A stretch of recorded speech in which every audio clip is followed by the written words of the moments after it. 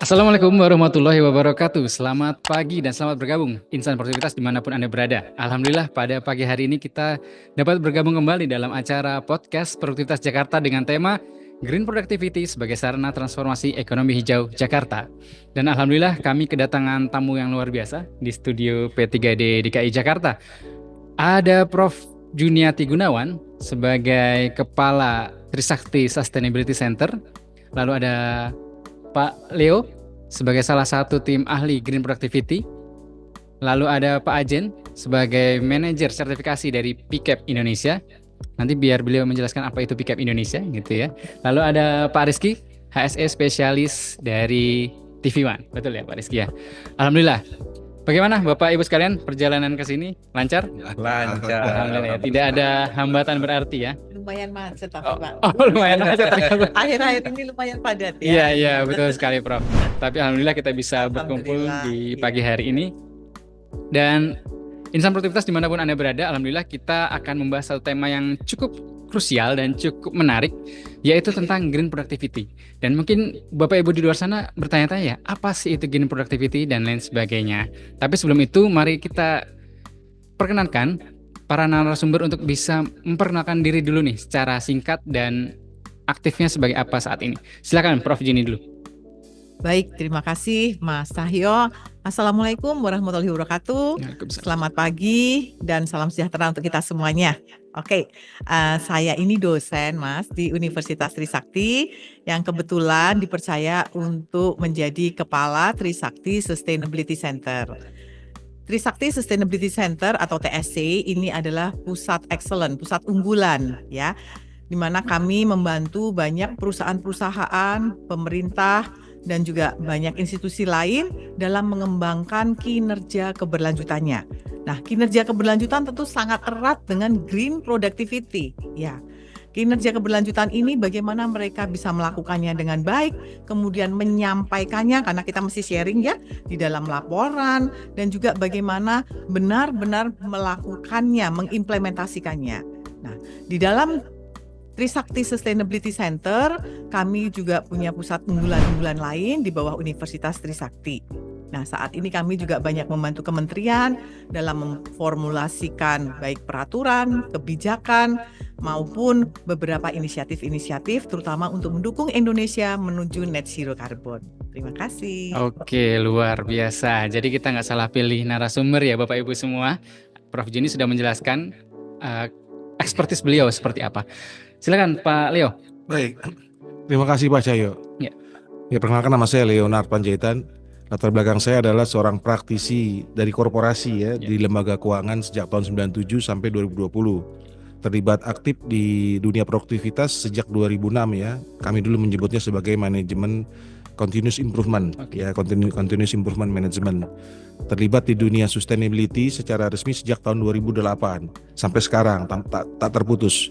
Nah, sekarang saat ini saya banyak membantu Trisakti Sustainability Center sebagai associate consultant, termasuk ada beberapa proyek-proyek individual yang kami kerjakan saat ini, termasuk menjadi pengajar narsum terkait dengan topik green productivity, ESG dan keberlanjutan. Terima kasih. Luar biasa. Terima kasih Pak Leo. Kepada Pak Ajen, silakan.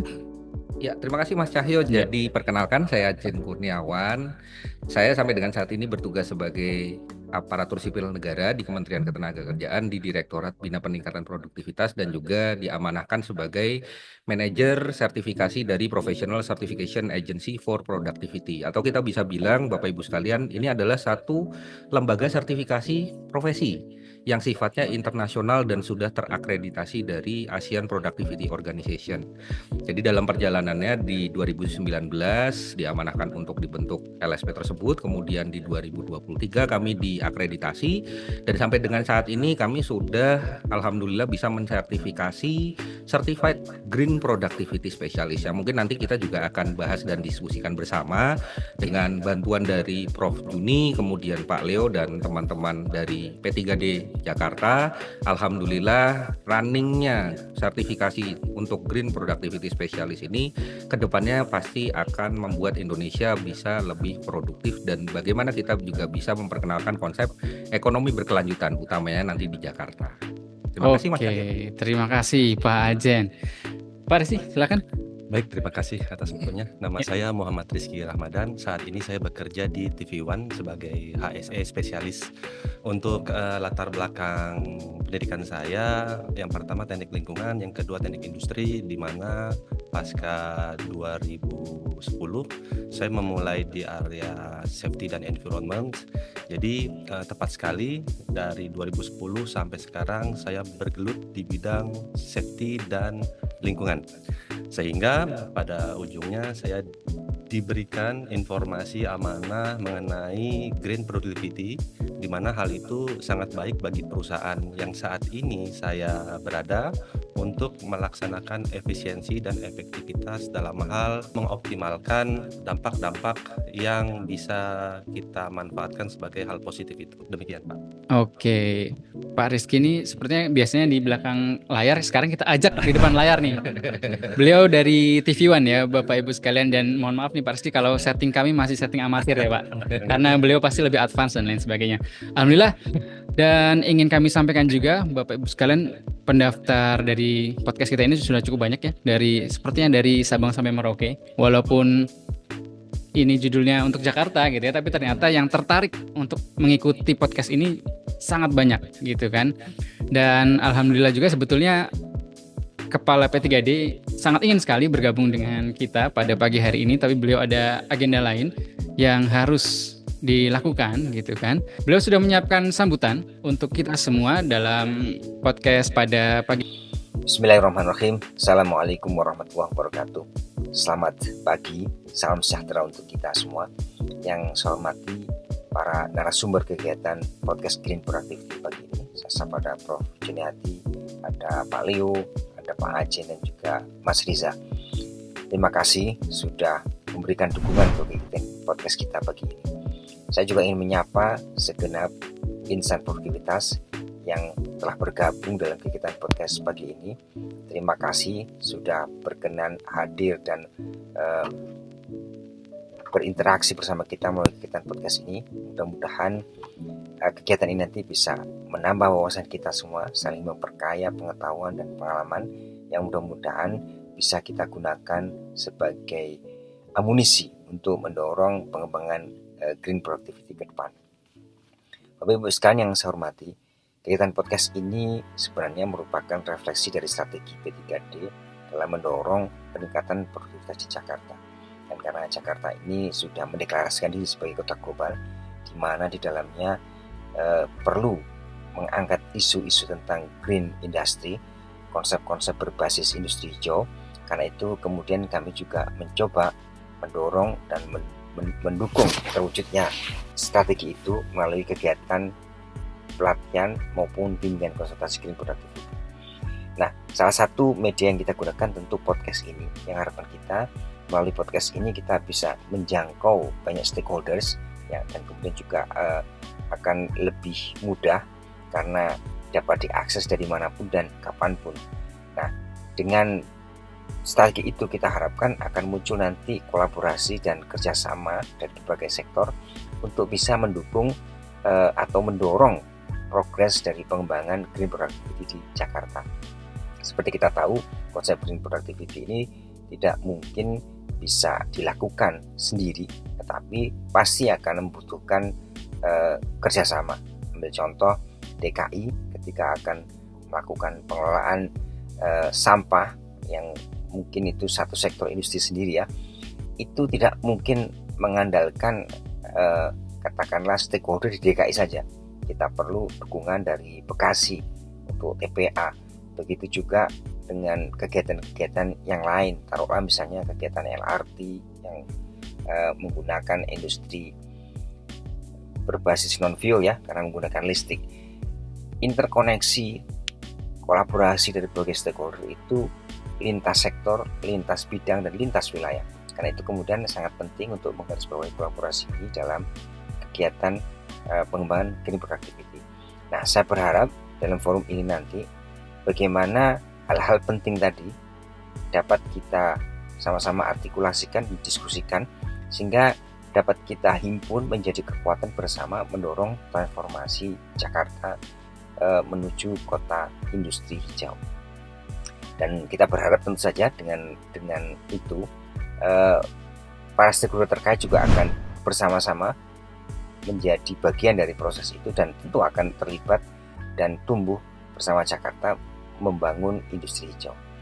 Bapak Ibu sekalian yang saya hormati, kami dalam kegiatan podcast ini mengharapkan masukan, ya, pengalaman atau usulan dari Bapak Ibu untuk makin meningkatkan kegiatan pelatihan dan bimbingan konsultasi ini ke arah yang lebih efektif, yang lebih produktif.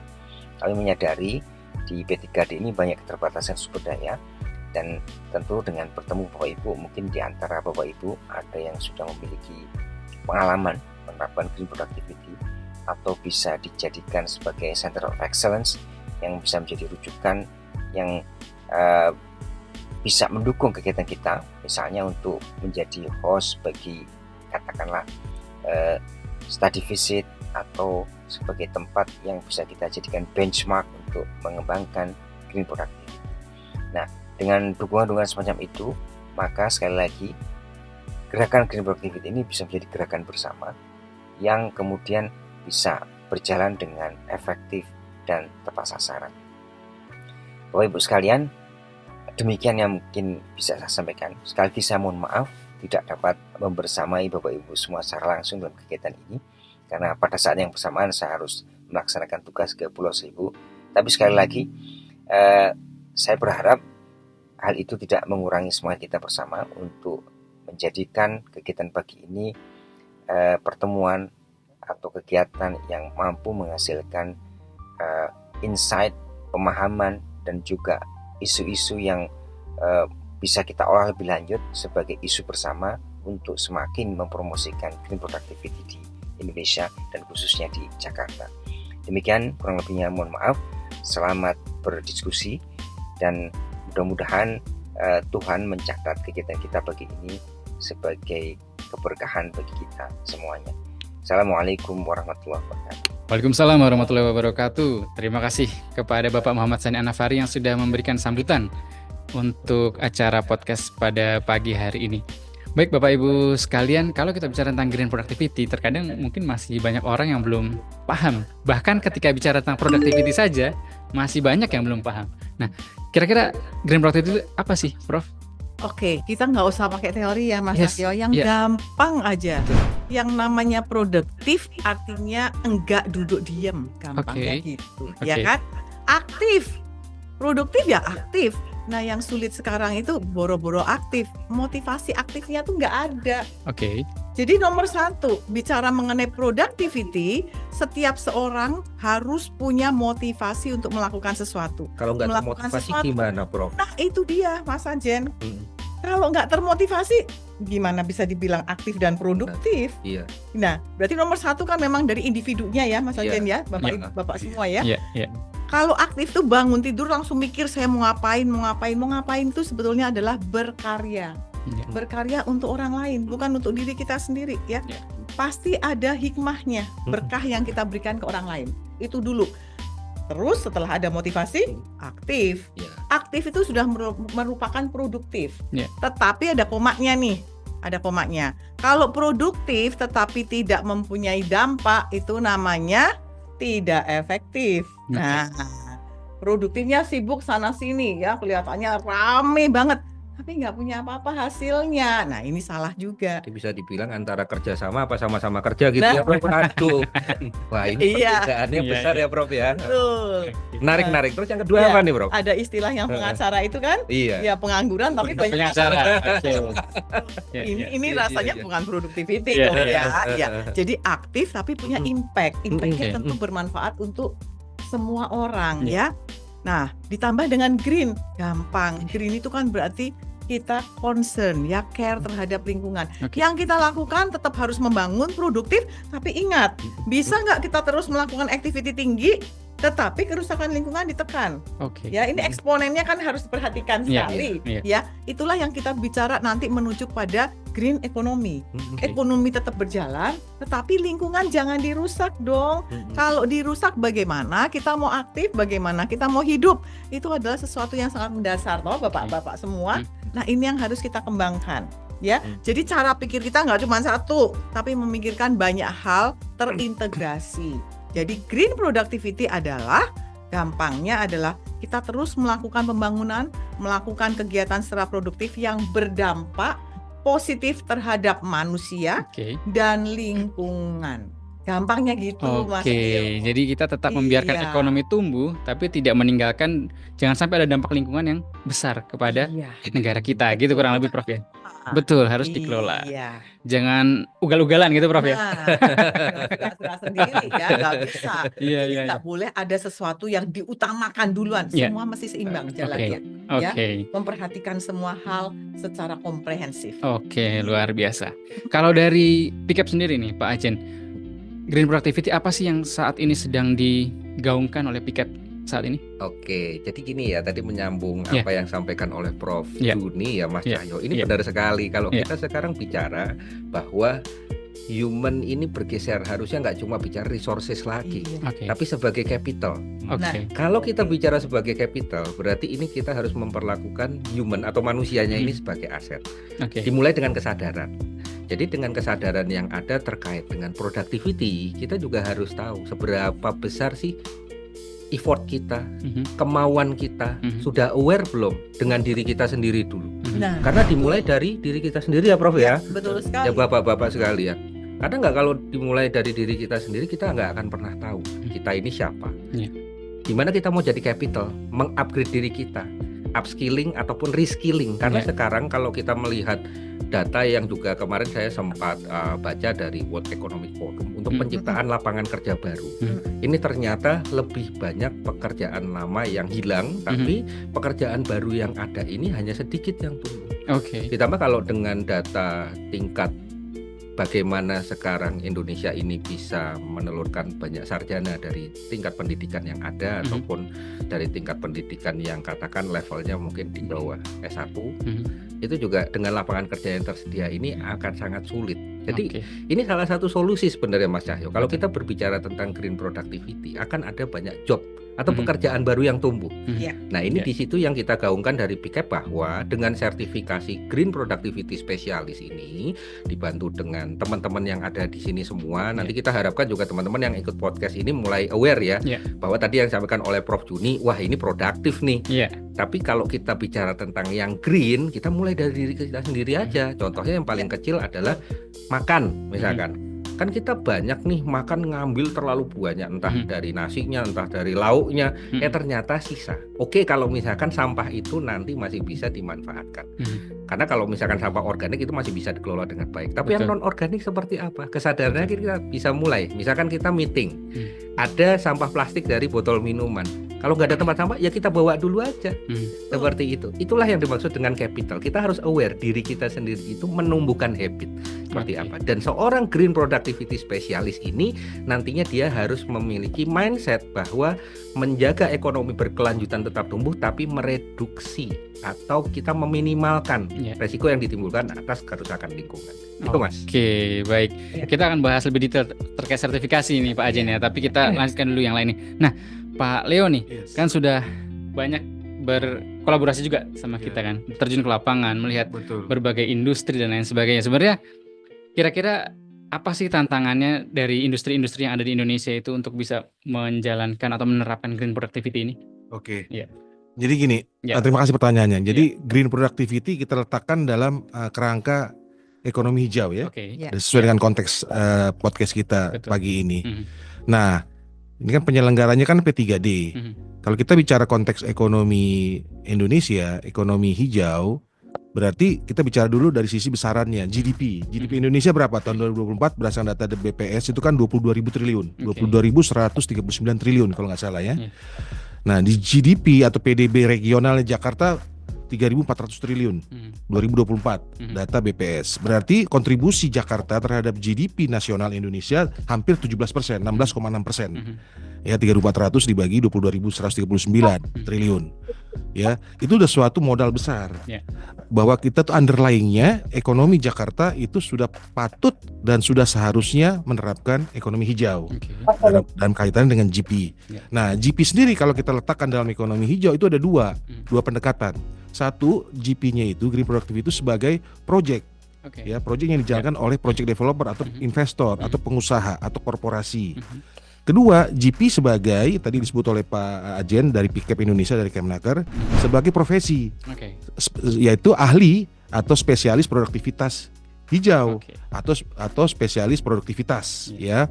Untuk apa? Untuk membantu korporasi dalam membuat kerangka kerja untuk menghasilkan tadi output ya, menghasilkan produktivitas, tapi seperti yang dibilang Prof Juni, jangan lupa dampak lingkungannya harus terkendali. Oke. Ya, environmental risk-nya harus dikurangi. Jangan sampai terjadi ya, kalau di Jakarta dalam konteks Jakarta ya, polusi berlebihan, polusi udara, polusi tanah, polusi air dan lain-lain. Apalagi sekarang bicara konteks yang lebih internasional itu emisi gas rumah kaca. Ya, itu harus tujuannya ke situ, penurunan emisi gas rumah kaca. Nah, di Jakarta sudah ada Pergub, Peraturan Gubernur Nomor 90 Tahun 2021 tentang RPRKD, Rencana Pembangunan Rendah Karbon Berketahanan Iklim Daerah. Itu sangat bagus sekali. Inline dengan NDC atau Dokumen National Determination Contribution-nya pemerintah Indonesia, yaitu penurunan emisi GRK di tahun 2030 sebesar kurang lebih 30%, baseline-nya di 2010. Nah, bagaimana kita mengisi ruang itu? Nah, pemerintah Jakarta melalui P3D bisa mengisi ruang itu melalui penyadartahuan pengarus utamaan ya, isu-isu green productivity, karena green productivity itu kan sebagai metodologi juga ya, tadi untuk membantu korporasi, manufacturer, perusahaan-perusahaan di Jakarta yang berbasis di Jakarta untuk bisa ikut dalam pembangunan berkelanjutan, sustainable development, ya, mengarah ke ekonomi hijau. Ekonomi hijau itu apa sih? Ekonomi hijau itu kegiatan ekonomi pertama untuk kesejahteraan, meningkatkan kesejahteraan masyarakat, pegawai, karyawan, stakeholder. Kedua tadi yang dibilang Prof Juni, jangan lupa, jangan sampai menimbulkan risiko lingkungan yang berdampak negatif. Jangan sampai menimbulkan kelangkaan ekologis, ya. Jakarta, konteks dalam Jakarta ini kan kota yang sudah mengglobal, artinya ruang terbuka hijau juga sudah semakin minim. Nah, disitulah bisa nanti partisipasi publik melalui P3D maupun kegiatan-kegiatan kerelawanan dari warga Jakarta untuk mengisi ruang-ruang terbuka hijau sebagai salah satu bentuk produktivitas di lingkup komunitas. Ya, jadi banyak ininya ruang-ruang atau kegiatan-kegiatan yang bisa dilakukan oleh pemerintah DKI melalui P3D maupun tadi akademisi, pengusaha, regulator, banyak. Jadi ujungnya nanti apa? Ujungnya ya kita kalau bicara dengan apa target RPRKD aja, kita ambil aja sekarang supaya memudahkan kita untuk melakukan mind mapping, itu RPRKD sebagai salah satu dokumen sahih kita. Karena itu KPI-nya di situ semua ada, dari industri energi ya. Di Jakarta apa yang kuat strength-nya? Energi kan? Industri energi. Terus transportasi pasti. Ketiga bangunan construction, bangunan hijau. Apalagi manufacturing ya, IPPU, industri pengolahan dan pemrosesan. Salah satu kawasan zona industri kita kan ada JIP ya, walaupun berangsur-angsur akan pindah keluar DKI karena terkait dengan emisi GRK. Jadi kita kembali ke konteks untuk Jakarta sendiri, partisipasi green productivity mengacu saja kepada RPRKD, Rencana Pembangunan Rendah Karbon. Di situ sudah jelas sekali, telak 45 halaman itu. Ya, dan itu bisa kita masuk ke ruang-ruang diskusi, ruang-ruang pelatihan untuk membantu korporasi dalam ujungnya nanti menurunkan emisi GRK. Ya, sekaligus menumbuh kembangkan UMKM. Jangan lupa UMKM juga nggak boleh ketinggalan, karena di situ juga diatur bagaimana partisipasi UMKM. Apalagi ada Jackpreneur, ada platform Jackpreneur kan di Jakarta ini. Nah, disitulah nanti P3D diharapkan membuat program-program mengintegrasikan itu, termasuk kalau mau nanti dijahit lagi untuk ke komunitas, ke UMKM, itu bisa menggunakan kalkulator hijaunya Bank Indonesia. Ya, itu ada itu platform gratis di smartphone ya. Itu bisa nanti sosialisasikan untuk kelas-kelas misalnya rumah tangga, UMKM, supaya mereka nanti bisa sadar terkait dengan emisi gas rumah kaca. Itu bisa belajar dari kalkulator hijaunya Bank Indonesia. Itu free. Ya, nanti tinggal kerjasama sama Bank Indonesia Jakarta. Ya, perwakilan Jakarta untuk saling berkolaborasi, terutama masuk nanti ke kolaborasi dengan Jackpreneur, karena di situ kan platform ribuan UMKM di DKI ya. Jadi kita nggak bicara juga untuk korporasi level atas, tapi juga bicara tentang UMKM untuk grassroots, karena itu ketahanan ekonomi juga di Jakarta ya, seperti itu. Betul. Oke, ya. Jadi memang cukup banyak areanya gitu ya Pak Leo, yang bisa dicakup. Area of improvement-nya sangat besar. Oke. Kalau dari Pak Rizky nih sebagai yang pelaku ya, dan di areanya sektornya media ya, berarti Pak Rizky. Nah, selama ini nih, apa sih yang kira-kira menurut Pak Rizky itu kok kayaknya masih belum efisien ya, belum efektif kita menjalankan proses bisnis kita, sehingga kita tuh sebenarnya belum bisa dikatakan kita sudah ramah lingkungan, kita sudah aware dengan apa yang disebut dengan green productivity. Silakan Pak. Terima kasih. Ya. Dalam hal ini saat ini saya bekerja di industri media yang sudah belajar tentang green productivity. Di sini memang lebih tepatnya yang pertanyaan dari Pak Cahyo adalah tantangannya ya Pak ya. Iya betul. Tantangannya seperti apa sih yang harus mengubah itu gitu kan? Tantangannya memang pada saat ada perubahan yang memang baru, kita biaya awal yang tinggi Pak. Ini poin penting. Ada 3 poin penting yang memang yang saya simpulkan. Ada beberapa poin banyak, tapi poin pentingnya ada 3. Yang pertama, biaya awal yang tinggi, namun itu masih bisa kita opsi ya Pak ya, kita ambil yang tertinggi atau kita ambil yang efisiensi atau efektif yang paling rendah, itu bisa kita laksanakan ntar di lapangan. Yang kedua, dukungan manajemen. Nah, kita dukungan manajemen nanti seperti apa kita effort untuk bisa meyakinkan pihak manajemen untuk kita bisa melangkah awal, terutama seperti itu ya Pak ya, Pak Leo, Bu Prof Juni. Langkah awal itu yang cukup sulit Pak, untuk kita bisa meyakinkan pihak manajemen untuk top manajemen ini Pak ya. Betul, untuk proyek ini bisa berjalan beserta komitmen saat proyek ini berjalan sampai akhir. Sehingga kita bisa melihat grafik atau penurunan atau efektivitas yang beliau sebutkan sampai sejauh mana efektivitas itu bisa tercapai. Nah, seperti itu tantangannya. Tantangan yang ketiga merupakan kolaborasi unit departemen. Karena untuk menjalankan green productivity ini kita tidak bisa sendiri satu departemen atau hanya 2 departemen dibantu dengan departemen human capital atau HRD. Tidak bisa. Mayoritas hampir semua departemen itu terlibat. Dalam hal ini contohnya contohnya mengganti lampu yang awalnya neon atau bohlam menggunakan LED. Itu tidak hanya tim mechanical electrical Pak, itu hubungannya dengan tim building, di mana yang rumahnya diganti, ada pemotongan gipsum atau GRC di atas, ada perapihan. Nah, tahapan-tahapan itu yang memang perlu kita concern untuk bisa menjalankan green productivity secara optimal. Seperti itu Pak Cahyo. Ya, jadi memang ini saya mau ke Prof Juni nih. Tadi ternyata tantangannya Prof ini menarik Prof. Biaya awal yang besar kalau di mata perusahaan.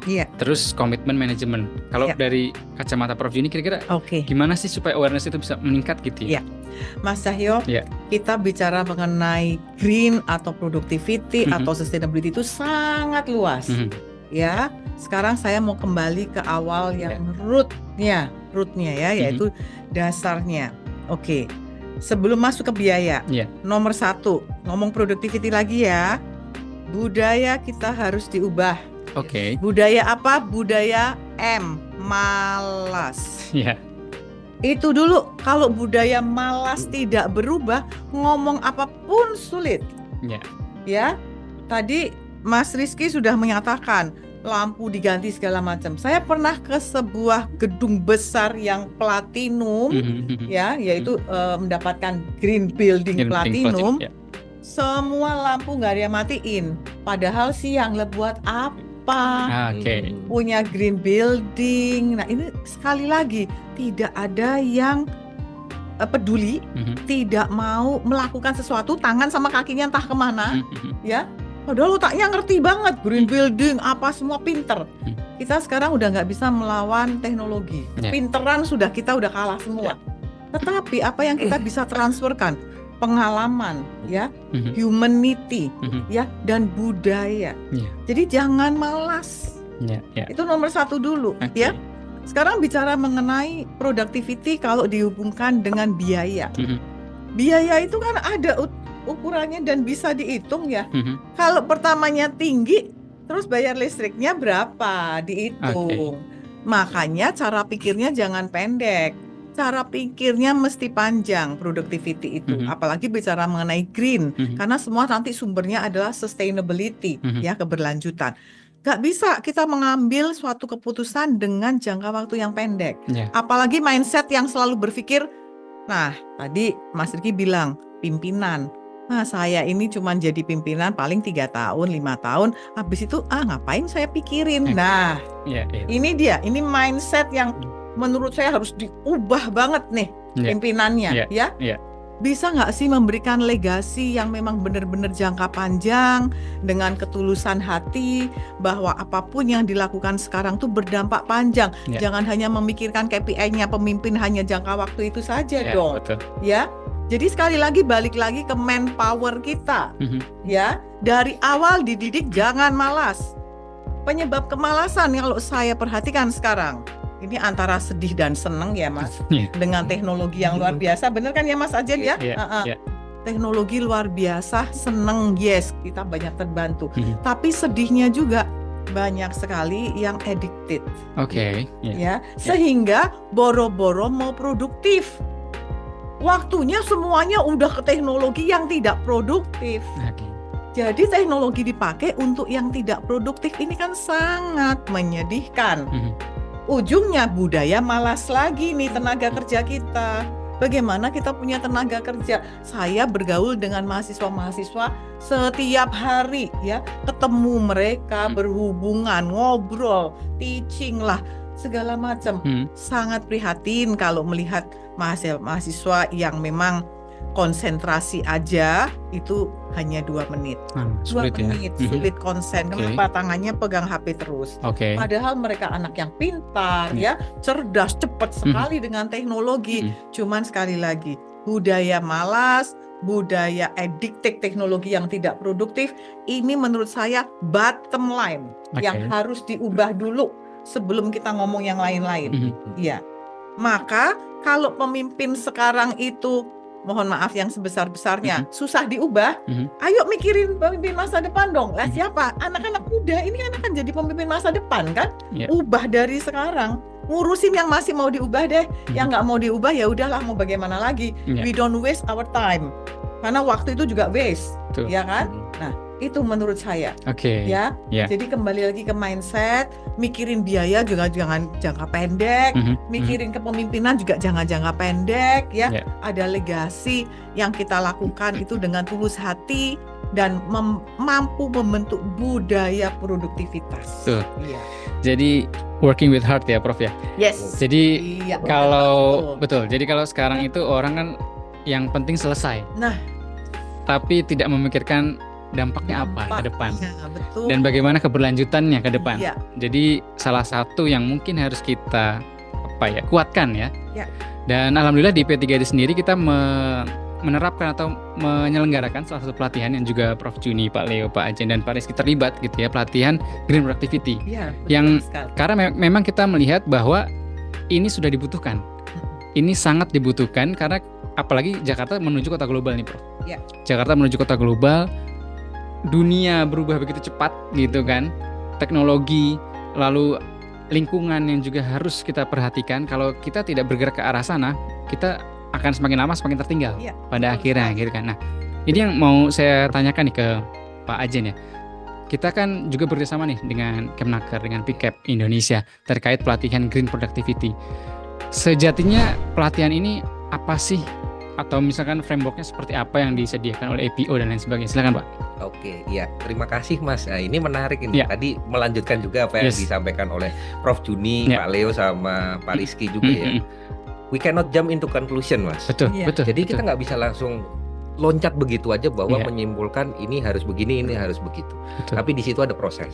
Nah, kalau kita bicara proses dengan adanya pelatihan Green Productivity yang nanti diharapkan akan meningkatkan kapasitas human capital, ini menjadi satu hal yang menarik di mana pada saat adanya pelatihan tersebut membuat orang menjadi kompeten, tetap harus kembali lagi didasari mentalitasnya untuk memiliki kompetensi yang bisa dibilang hard skill kah, soft skill kah, ini nanti dikembalikan lagi untuk apa dan siapa yang akan melaksanakan. Seperti itu.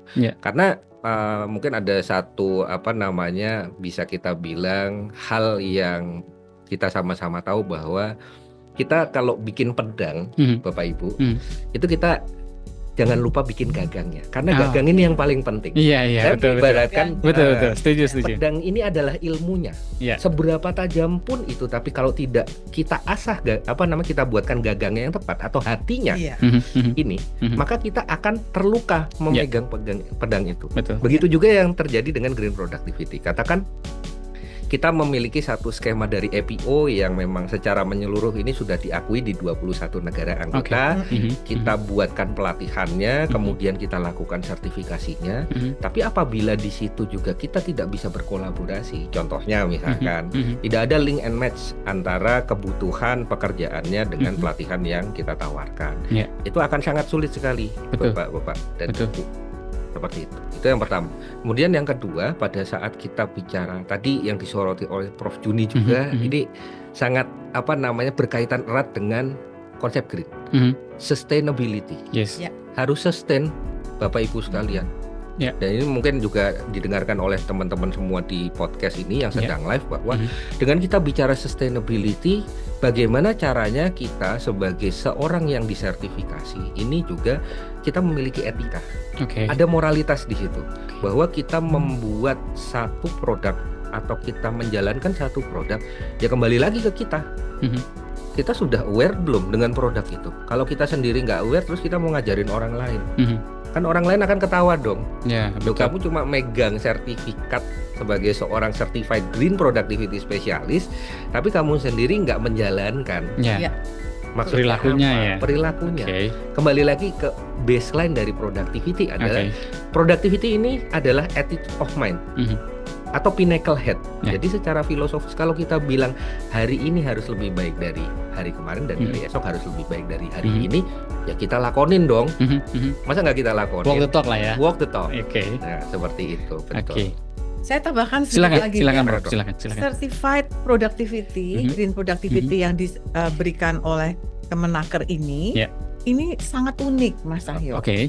Uniknya adalah ini melekat ke individu loh, Oke. bukan ke institusi. Mhm, Jadi pada waktu kami memberikan pelatihan ya, mhm, itu benar-benar karakternya kami jagain betul mhm. untuk mengubah mindset ini yang Betul, sulit. Prof. Ya. Ya kan Mas Iya. Ediat? Kalau sekali lagi ilmu udah banyak lah Ya. ya, gampang belajarnya. Iya. Tapi bagaimana saya, Pak Leo, Mas Ajan mencoba mentransfer pengalaman, Mhm.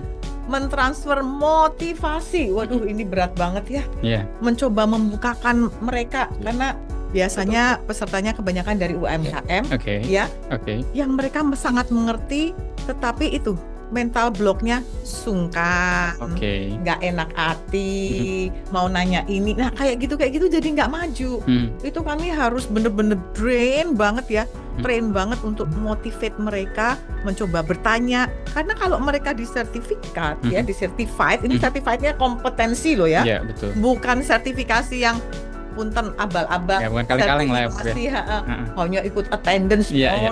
no, ya. Sertifikat harus hati-hati, bukan sertifikat attendance, Mhm. tetapi sertifikasi untuk kompetensi Betul. orangnya disertifikasi, sehingga di dalam pengajaran PCAP itu ya, yang kita selalu lakukan, Mhm. kita tumbuhkan motivasi untuk mengubah mindset Ya. ya, menjadi role model, walk the talk, Ya. ya kan?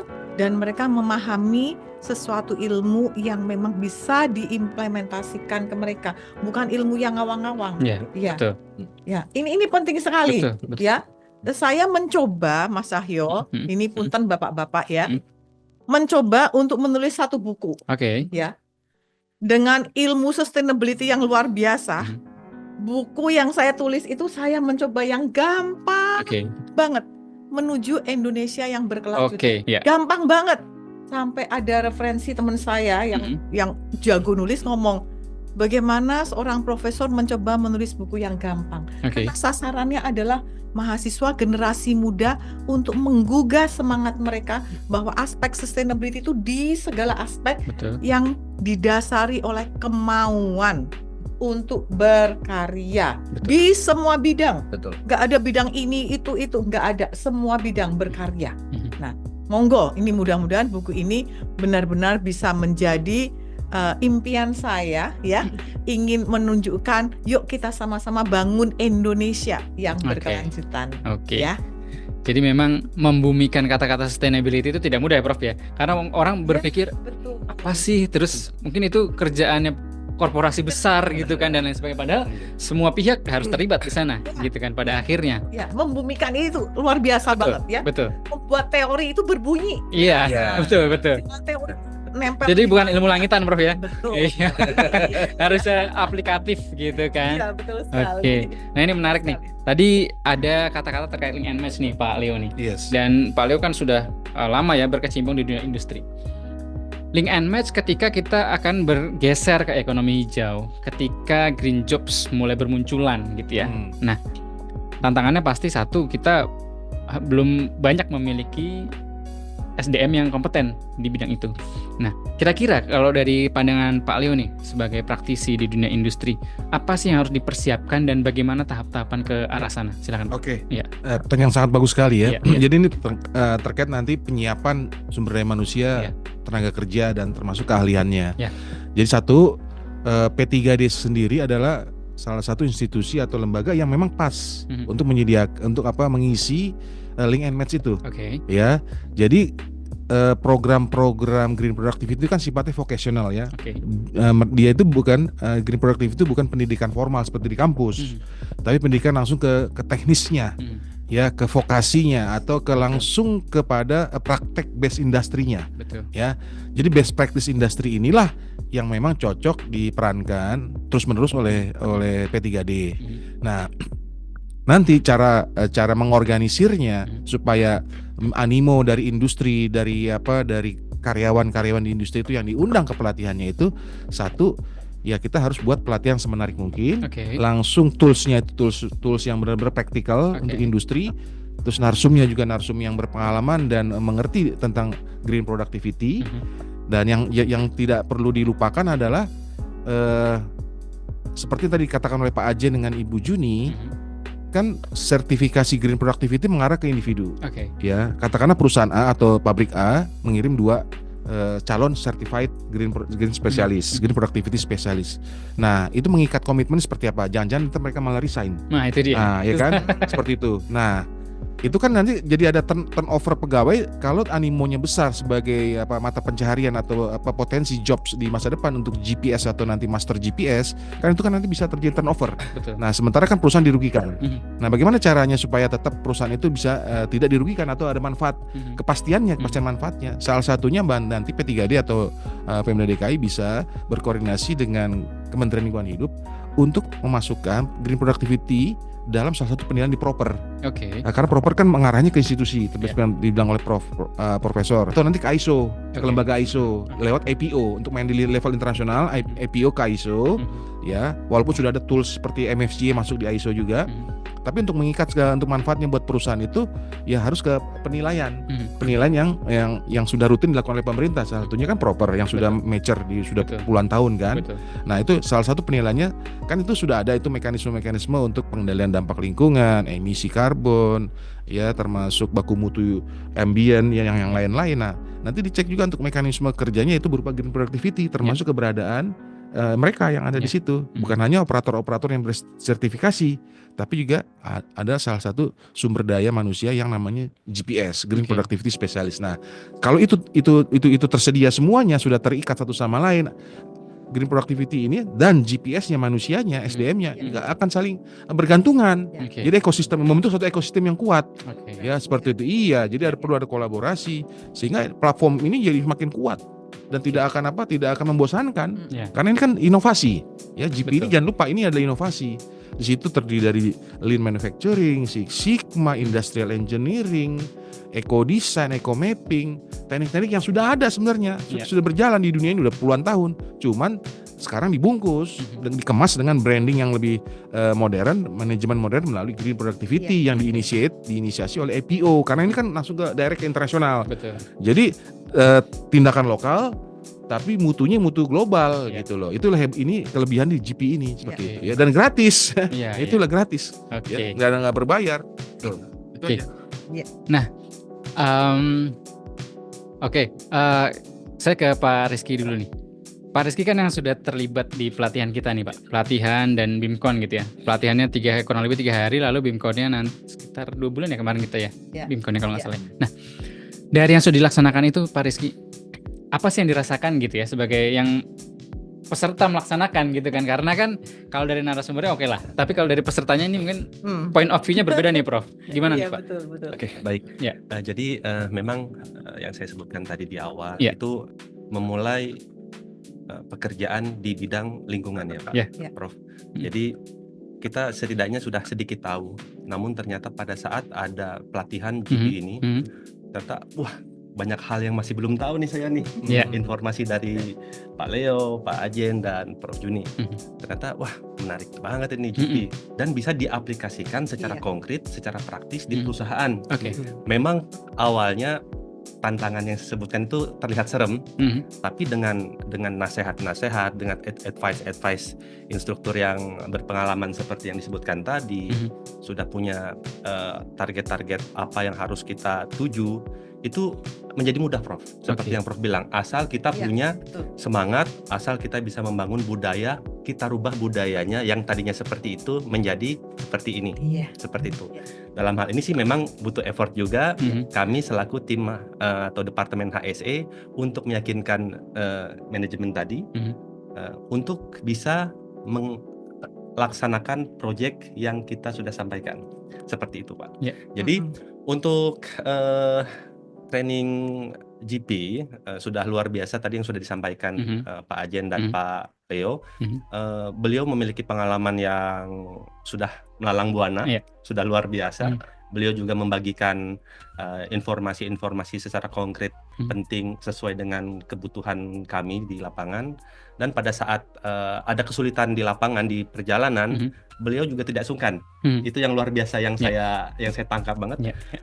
Mas Rizky, kalau ada apa-apa tanya aja ya, WhatsApp saya waktu kapan saja sih oke, nggak masalah. Nah itu yang apresiasi dari saya untuk kepada beliau-beliau yang memang bersedia untuk diganggu waktunya dalam hal perbaikan productivity, green productivity yang lebih baik. Seperti itu Pak. Nah, boleh nggak sih di-spill projectnya Pak Rizky? Kita kan harus ini ya, harus aplikatif kan tadi kan. Oke, silakan Pak Rizky. Apa sih, dan saya kemarin mendengar sih, oh ini hambatan terbesar kan dari manusianya ternyata. Nah, itu silakan Pak Rizky yang cerita sendiri deh. Sebenarnya tadi saya ingin menjelaskan hambatan, tantangan maksudnya Pak. Pada outcome-nya adalah strategi apa yang akan saya jalankan, yang sudah saya jalankan. Untuk project GP yang saya jalankan itu project Hour Meter Pak. Jadi project HM. Jadi media itu sangat menggunakan unit operasional, dalam hal ini mobil ringan atau LV. Nah setiap hari kurang lebih 23 jam, hampir 24 jam mereka keluar untuk mencari informasi, narasumber, wawancara dan lain sebagainya. Pada saat unit menuju ke narasumber yang dituju, contohnya kantor DPR. Nah, unit mobil itu dikhawatirkan pada saat menunggu tim reporter atau kameramen itu bekerja, driver berada di dalam mobil menggunakan AC, menunggu di dalam mobil, di mana mobil emisi, dan itu tidak produktif menurut kami. Boros. Sehingga saya butuhkan parameter baru untuk mengukur itu. Jadi kita parameter yang sekarang kita biasa tahu itu 1 liter untuk mobil LV 1,5, produk tertentu itu 1 liter banding 12 kilo. Pada saat output kita melaksanakan pengecekan, mobil yang saya sebutkan tadi itu ternyata 1 liter penggunaannya sampai 9 atau 8 Pak. Itu tidak tepat. Karena ada selisih sekitar 4 kilo atau sampai 5 kilo. Itu berbeda-beda. Nah, ternyata ada beberapa poin yang memang kita kira driver itu menyalakan unit di dalam mobil, mesin tetap menyala, emisi keluar, sehingga bisa dikatakan boros. Nah, untuk itu parameter Hour Meter itu dipasang di dashboard sebelah kanan yang sudah kita aplikasikan sekarang di 20 unit mobil. itu bisa melihat apakah mobil itu dioperasikan secara optimal atau tidak. Oke. Nah, menjawab tantangan tadi yang saya sebutkan di poin pertama, yang mungkin sedikit agak kaget kita. Nah, arahan advice dari instruktur juga saya tanya Pak Leo, Pak Ajen dan Prof Juni. Kita tidak harus menggunakan solusi atau strategi yang paling atas dengan menggunakan budget yang paling tinggi. Nah, itu mungkin kita butuh tahapan untuk menuju ke sana ya, seperti itu Pak. Kita bisa juga menggunakan strategi untuk biaya yang paling bawah. Atau misalkan memang perusahaan mampu naik lagi satu tingkat, seperti itu. Nah, saya menjalankan tingkat medium dengan menggunakan unit HM saya pasang, dengan kolaborasi tadi. Saya masuk ke beberapa departemen untuk menjalankan ini, meyakinkan dari pihak manajemen yang tadinya mungkin kurang tahu apa itu efektivitas, apa itu GP. Saya coba terus untuk sounding informasi itu, sehingga sampai saat ini project GP masih berjalan di tempat kami. Seperti itu. Berarti itu ada perubahan SOP dan lain sebagainya ya Pak? Betul. Ada blast tanggapan itunya drivernya bagaimana ketika AM-nya itu diinstal? Nah, untuk sosialisasi memang ada pertanyaannya macam-macam. Ini saya diawasin atau seperti apa nih? Gimana Pak? Saya GPS-nya nyala terus kemana nih, ke warung gitu. Jadi grup kami rame itu Pak. Grup kami rame, tapi tetap kita sebagai salah satu perwakilan dari perusahaan yang sudah di training tadi, mendapatkan ilmu bagaimana cara menyampaikan kepada driver secara soft. Prof ini bagaimana kita cara menyampaikan tujuan kita seperti apa, bagaimana sehingga di ujungnya mereka paham, oh kalau seperti itu ya kita siap. Kita sama-sama saling mengingatkan antara driver. Memang sih awalnya ada pertanyaan macam-macam Pak. Waduh, saya ini ada kameranya bukan Pak Rizky? Sempat bersih tegang gitu Pak ya? Sempat bersih tegang. Jadi, kita punya departemen kapul, kita maintenance juga kolaborasi, meeting secara intens, kita berikan sosialisasi dengan flyer-flyer, dengan soft, kita turun ke lapangan. Sampai saat ini mereka sudah bisa menerima dan sepaham dengan niat baik untuk menjalankan GP project itu Pak. Luar biasa banget. Luar biasa ini Prof. Pertama saya sangat appreciate, dengan project yang diimplementasikan. Mungkin betul harus ada komunikasi dulu pada waktu mengimplementasikan agar teman-teman yang terlibat ini mengerti ya. Yang kedua harus dipahami bahwa menyalakan itu bahan bakar segala macam emisi dan lain-lain itu adalah biaya. Katanya mau efisien. Betul. Jadi itu hal. Terus yang kedua bisa tambahkan sedikit lagi Pak Rizky, ini untuk project-project yang lain-lain juga ya. Daripada duduk nyalain AC itu kan yang tadi saya bilang malas. Mbok ya ditutup ya, selesai jalan kaki. Lebih sehat. Nah, betul. produktif kan? Betul. Ya, karena banyak sekali orang-orang yang sekarang kan nggak ada waktu untuk olahraga. Carbon footprint ya, Bro. Tunggu jalan kaki kayak muter kan pasti ada jalan yang bisa jalan kaki aja gitu ya, goyang kayak atau apa, itu salah satu bentuk productivity ya, secara jasmani dan rohani. Jadi itulah yang gambaran certified green productivity seperti Pak Rizky ini, Bapak Ibu semuanya. Sustainability-nya ya, Prof. Sustainability-nya ada minat benar-benar mengimplementasikan dan jangan lupa sharing. Jadi role model sekarang di kantornya kan, sharing terus, jangan lelah, jangan lelah terus untuk bicara, untuk mempromotkan green productivity itu adalah efisiensi. Sama pada waktu kita bicara sustainability, ilmu yang luar biasa ini sebetulnya ujungnya satu. Kalau bicara dengan manajemen, efisien. Kalau manajemen diomongin efisien kan seneng ya. Pasti seneng. Bagaimana how we can communicate dengan bahasa mereka. Betul. Ya, dengan bahasa siapa yang akan kita ajak bicara. Itu dia. Jadi all the best nih Pak, luar biasa banget nih hari ini. Oke, ini memang keren banget sih. Kita udah sejam ngobrol nih Prof. Bapak-bapak semua sadar nggak nih? Nggak terasa kan? Menarik banget ternyata ya. Sebelum kita lanjut diskusi, kita mungkin ada teman-teman dari Zoom yang ingin bertanya, silakan. Boleh open mic, boleh ke Prof Juni, Pak Ajen, Pak Leo atau Pak Rizky. Silakan. Ada yang ingin bertanya, teman-teman? Bismillahirrahmanirrahim. Assalamualaikum warahmatullahi wabarakatuh. Waalaikumsalam warahmatullahi wabarakatuh. Nama Suradi, sangat bersyukur bisa berjumpa dengan Ibu dan Bapak sekalian karena terkait dengan beberapa narasumber yang memberikan spirit kepada kita. Izinkanlah kami mengawali dengan sebuah pesan moral. Jalan-jalan ke pasar Cibubur, jangan lupa belanja buah markisa. Cakep. Pagi ini kami sungguh sangat bersyukur bisa beraudiensi dengan narasumber yang luar biasa. Oke, luar biasa. Baik, itu sebagai pengantar. Nah, saya ada 2 pertanyaan dan 1 usul gitu. Ya. Yang pertama, berbicara mulai dari Bu Prof dan narasumber yang lainnya itu sangat menarik dengan beberapa kata kunci yang sempat saya catat di sini sebagai empowering bagi kami juga secara personal dan juga untuk secara komunal ya. Yang pertama pertanyaannya, apakah dalam hal productivity ini ada measurement ya atau pengukuran sehingga kita bisa memotret ya kondisi before atau sebelumnya dan kondisi after yang akan menjadi target atau harapan kita bersama. Kalau sekiranya itu sudah ada, nah kiranya mencapai sesuatu seperti yang disampaikan oleh Pak Ajeng tadi ya, ini perlu waktu proses, tapi paling nggak sudah ada milestone ya, kondisi before dengan after itu seperti apa terkait dengan penerapan green productivity ini. Nah, kedua, saya tertarik dengan buku karena saya juga pemerhati buku nih Bu Prof. Dengan buku Bu Prof tadi, Menuju Indonesia yang Berkelanjutan. Nah, yang ingin saya tanyakan atau kita gali lebih lanjut, apakah buku Indonesia yang Berkelanjutan ini ada linkingnya dengan Indonesia Emas gitu ya, sehingga ini semakin menarik nih antara Indonesia yang berkelanjutan dengan Indonesia Emas yang selama ini pemerintah kita sedang mengkampanyekan atau menggelorakan, bahkan ada sebuah ini ya gerakan gitu ya.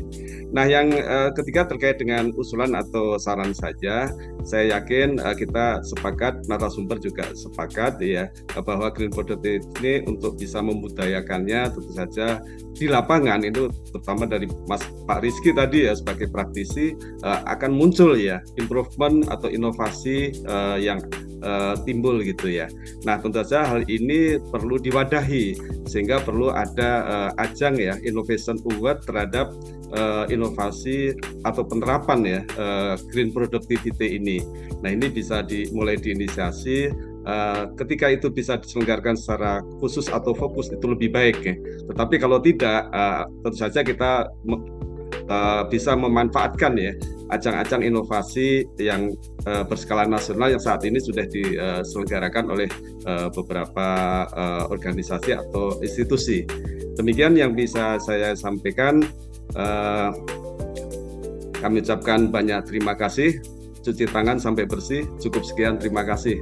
Assalamualaikum warahmatullahi wabarakatuh. Waalaikumsalam warahmatullahi wabarakatuh. Terima kasih banyak Pak Suradi. Pertanyaannya saya ulang sedikit ya. Pertama, adakah instrumen untuk mengukur atau menghitung produktivitas atau produktivitas hijau gitu ya. Kedua, untuk buku Prof Juni Menuju Indonesia Berkelanjutan, apakah ada linkage atau hubungannya dengan Indonesia Emas? Lalu yang pertanyaan terakhir adalah terkait inovasi atau award ya. Ini menarik. Mungkin ke Prof Jin dulu, silakan Prof. Ya, baik.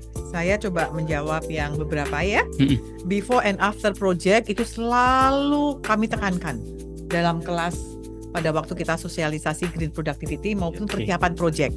Karena untuk menjadi certified green productivity, setiap peserta harus membuat project. Contohnya seperti Pak Rizky tadi. Ya, betul. Seorang certified green productivity tidak akan disertifikasi kalau tidak bikin project. Dan projectnya yang terimplementasi contohnya sangat real dengan Pak Rizky tadi. Maka Pak Rizky dimanapun saja berada, beliau harus menjadi role model. Ya, yang terus mengkampanyekan green productivity dengan cara apapun juga. Maksudnya apapun juga apa?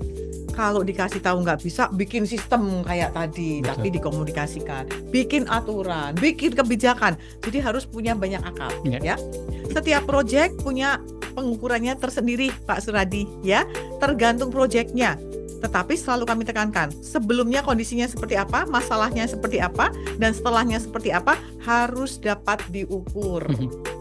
Ukurannya bisa pakai biaya, ya, bisa pakai waktu, jadi tergantung proyeknya, ya, dan juga bisa juga keterlibatan dari orang-orang yang Stakeholders, ya. stakeholdersnya yang ikut di dalam proyek tersebut. Iya. Kemudian buku ini sebetulnya Pak Suradi, buku saya ini sebetulnya adalah buku di Indonesia yang pertama, tapi sudah dicetak di negara lain. Oke. Jadi ini buku worldwide sekali, sudah di Vietnam. Vietnam itu termasuk salah satu bestseller. Kemudian sudah dicetak di Singapura juga, karena itu buku ini diterbitkannya di perpustakaannya Singapura, ya. Dan baru di Indonesia, ya baru-baru saja ini.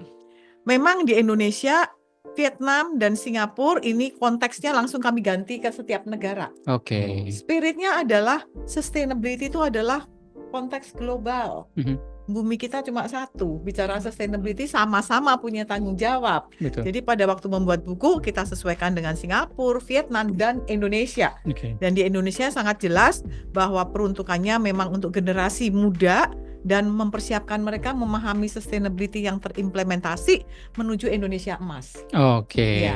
Di kelas saya sudah saya pakai, Pak. Oke. Jadi saya juga mengembangkan akuntansi keberlanjutan, ya ini mata kuliah yang luar biasa. Karena backgroundnya akuntansi dikasih keberlanjutan. Waktu pertama kali mahasiswa nggak ada yang mau daftar karena nggak ada contekannya kan. Ini mata kuliah baru nih ya. Oke. Tapi begitu sudah masuk, ini salah satu mata kuliah yang pertama kali ada di Universitas Trisakti yang sekarang sudah banyak ya diadopsi juga oleh universitas lain dan menjadi mata kuliah favorit sekali. Oke. Ya, karena kami minta mahasiswa bikin proyek juga. Oke. Bikin proyeknya apa? Membuat laporan keberlanjutan untuk UMKM. Oke. Jadi mereka belajar ke bengkel, ke kafe, ke salon, misalnya ke pet shop untuk mencoba menghitung ya dari biaya, dampaknya, sebelumnya bagaimana, sesudahnya bagaimana. Nah, ini yang menarik. Jadi mudah-mudahan Pak Suradi, apa yang kami kerjakan di sini benar-benar bisa mendukung Indonesia Emas. Oke. Ya. Jadi bisa beli di mana, Prof? Nah, kayaknya mungkin itu pertanyaan berikutnya. Ya, ini luar biasa sekali. Buku ini sebenarnya awalnya tidak ingin dicetak, ya, tetapi karena kami juga punya intensi untuk membantu satu panti, Pak. Jadi buku ini nanti penjualannya akan kami berikan ke panti, ya. Panti ini khusus untuk anak-anak yang menderita penyakit jantung, kanker, yaitu Rumah Teduh. Ya, Rumah Teduh Suryo ini adalah salah satu panti yang memberikan pelayanan-pelayanan tersebut. Jadi semua pendapatan buku ini kami serahkan ke panti. Nah, siapa yang mau beli, mau berkontribusi terhadap panti untuk anak-anak rehabilitasi, silahkan ada di chat. Oh, oke. Terima Di kasih. kolom chat ya, baik. Bisa Terima dibaca kasih ya Bapak banyak. Ibu ya. Iya. Mungkin dari Pak Leo bisa menambahkan Pak. Oh iya, terima kasih Pak Suradi. Jelas, tadi pertanyaan pertama pengukuran nih Pak ya, measurement sudah pasti karena itu kuantitatif. Ya. Jadi metodologi GB itu bukan metodologi asal-asalan, kita menyebutnya nama metodologinya atau frameworknya itu 6 steps 13 task, 6 tugas 13 langkah, ya. Di situ ada tahapan-tahapan sistematika penulisan proyek seperti tadi yang disinggung oleh Pak Ajen dengan Bu Juni. Jadi untuk meraih sertifikasi Certified Productivity Specialist GPS itu harus membuat proyek. Ya, dikasih maksimum kalau nggak salah 1 tahun ya Mas. Ada before, ada kondisi after.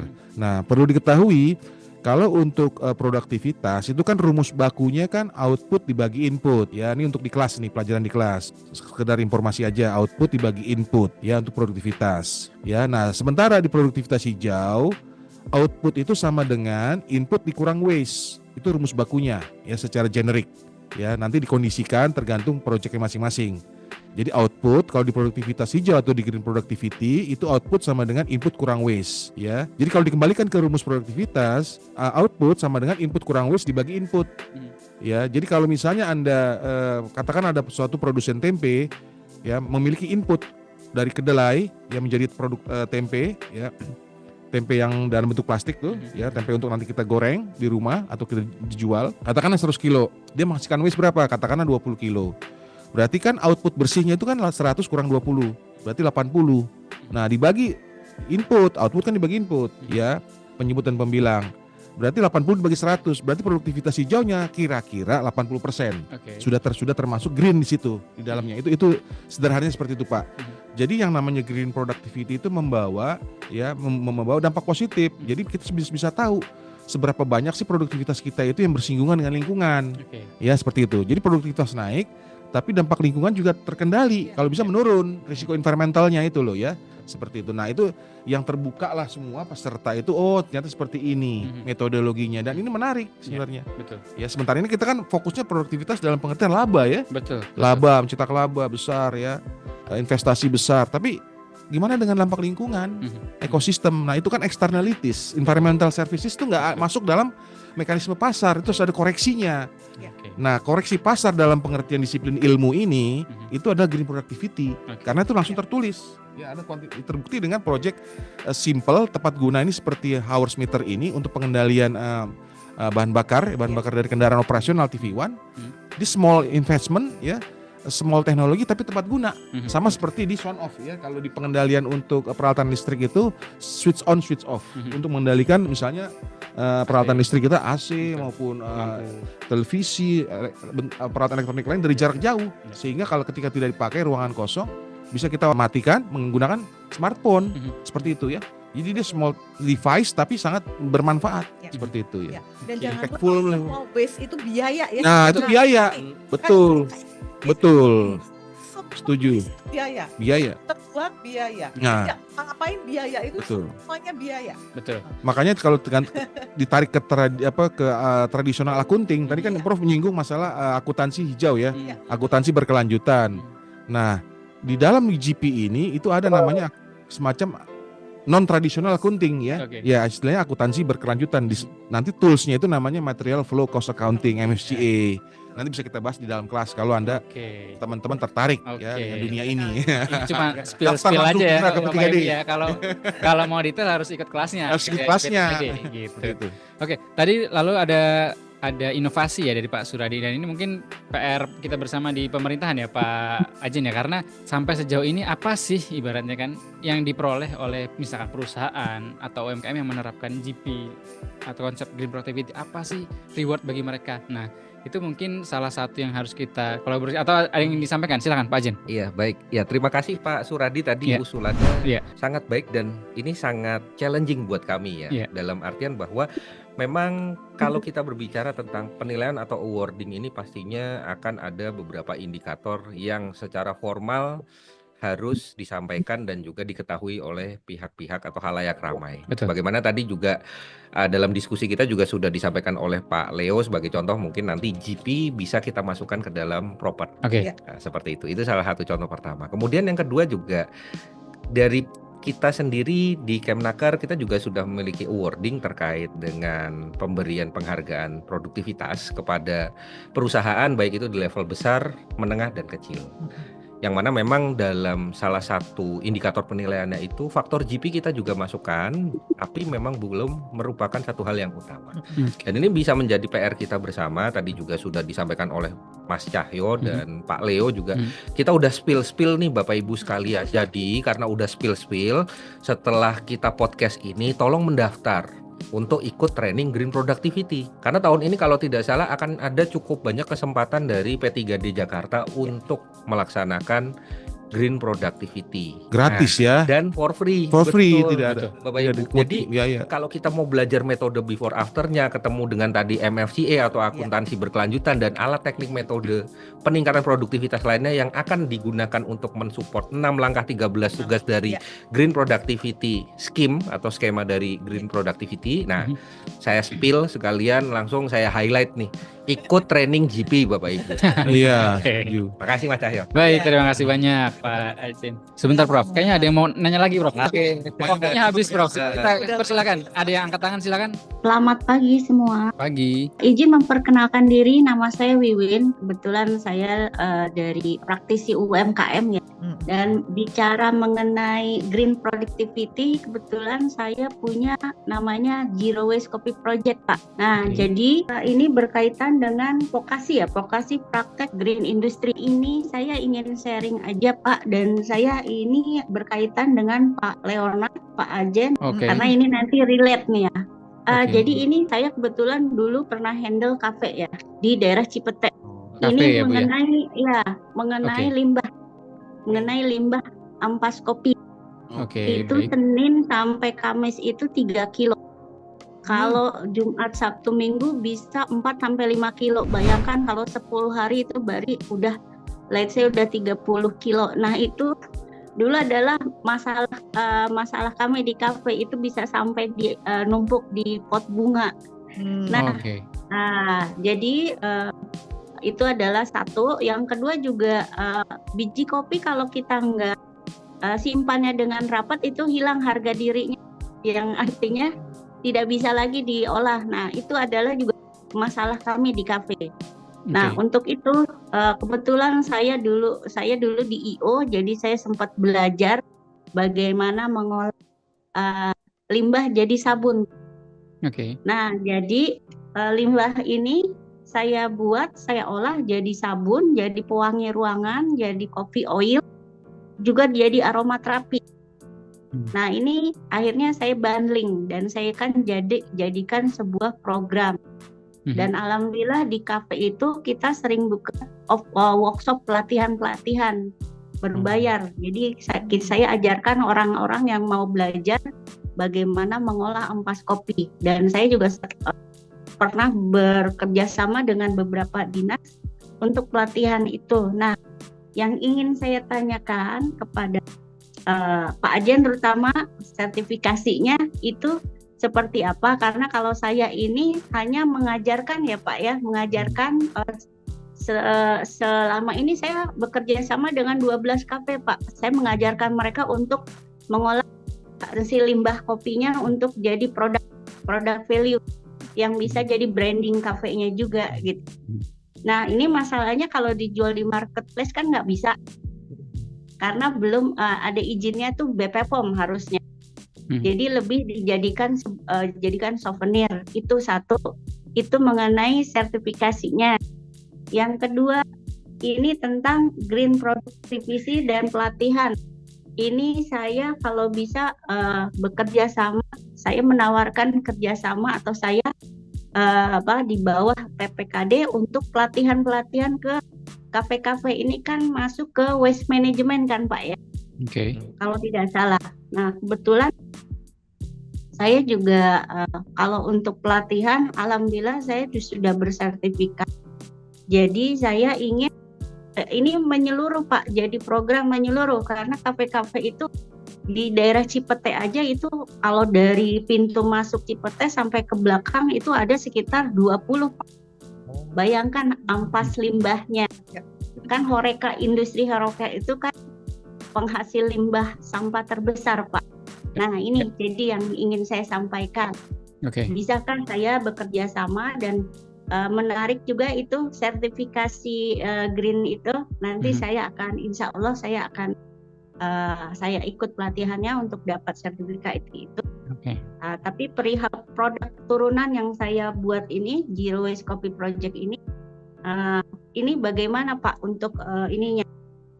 Untuk perizinannya atau apa, karena selama ini saya sih hanya serahkan kepada kafe yang bersangkutan, silakan diolah ampas kopinya, jadikan produk, bisa dijadikan branding, bisa dijual dan bisa menghasilkan untuk kafe itu sendiri. Jadi tidak boleh jual asal, tidak boleh jual di marketplace. Itu sih saja sih. Terima kasih. Baik, terima kasih Bu Wiwin atas pertanyaan dan sarannya. Mungkin ke Pak Ajen dulu silakan. Terkait bagaimana step-stepnya untuk tersertifikasi GPS, silakan Pak. Wah ini alhamdulillah nih saya baru spill Mas Cahyo udah dapat customer. Mantap ini.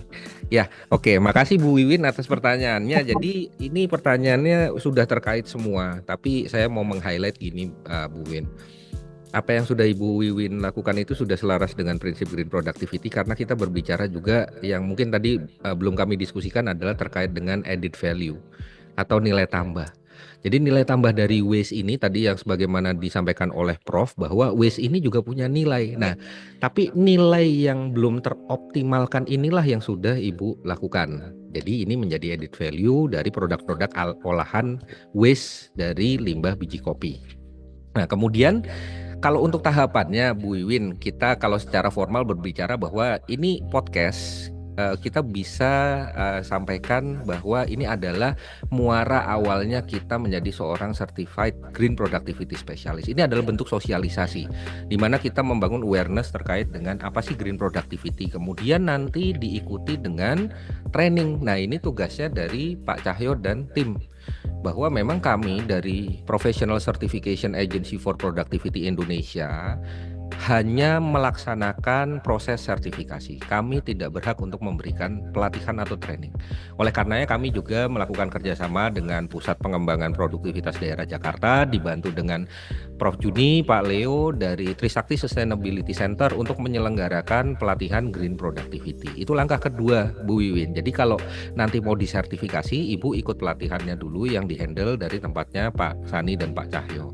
Kemudian pada saat berjalannya pelatihan, nanti akan ada, kita bisa bilang semacam exam atau ujian. Bapak Ibu harus lolos dulu dari ujiannya sesuai dengan ketentuan yang ada di skema. Jadi nanti dalam pelatihan itu juga Bapak Ibu akan mengetahui sebenarnya ketentuan-ketentuan yang ada di skema itu seperti apa dan bagaimana, termasuk tadi metode yang sudah disinggung oleh Pak Leo untuk 13 unit kompetensi yang harus dilakukan proyeknya agar kita kompeten sebagai Certified Productivity Specialist menggunakan 6 langkah 13 tugas. Ini secara teknis kita bicara sampai dengan nanti Bapak Ibu melaksanakan proyek dan dilakukan uji kompetensi. Kemudian tadi terkait dengan bagaimana cara mendaftarnya, tadi mungkin nanti Pak Cahyo juga akan spill sedikit.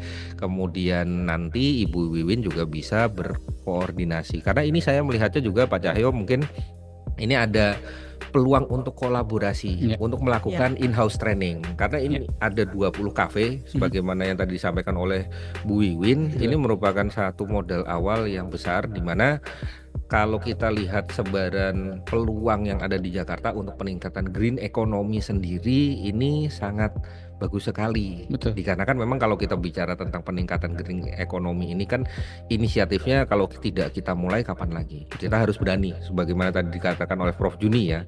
Terus Pak Rizky juga meng-highlight bahwa ya memang kalau kita mau komit ya kita maju dulu. Masalah yang harus di-highlight adalah efisiensi. Kalau kita bicara manajemen ini terkait efisiensi, ada angka yang kita sebutkan, mereka juga dapat keuntungan dari situ. Kalau tidak kita hanya bicara profitnya, tapi ada benefit jangka panjang yang kita bisa tawarkan. Betul. Nah, ini yang nanti harus kita kolaborasikan bersama. Mungkin itu tanggapan dari saya, Bu Wiwin. Saya izin tambahkan, silakan, ya, Prof. Mas Cahyo. Ya. Bu Wiwin, terima kasih dan appreciate ya. Ibu masih ini sudah punya motivasi paling tidak ya. Oke. Sebetulnya masalah limbah ini bisa kita atasi bersama-sama. Karena limbah tidak mungkin zero. Ya. Pasti ada, tetapi kita olah ya kan lebih bermanfaat agar menjadi zero gitu, bermanfaat. Kebetulan saya ketemu dengan anak muda yang punya passion ya, ini berada di Bali. Yang menciptakan mesin pengolahan sampah bikin sendiri. Jadi sangat efisien dengan barang-barang bekas dibikin sendiri menjadi mesin ngolah sampah aja apa saja bisa. Dan saya sudah ketemu, saya ngobrol, mereka sangat mau membantu karena pembuatan mesin pengolahan sampah ini awalnya itu didorong dengan satu nasar yang ingin dia selamatkan laut. Dia melihat, dia suka diving, ya, melihat betapa laut kotor, kemudian ada ikan yang tertusuk sampah segala macam, terus dia ngomong sama si ikan itu, saya mau menyelamatkan kamu.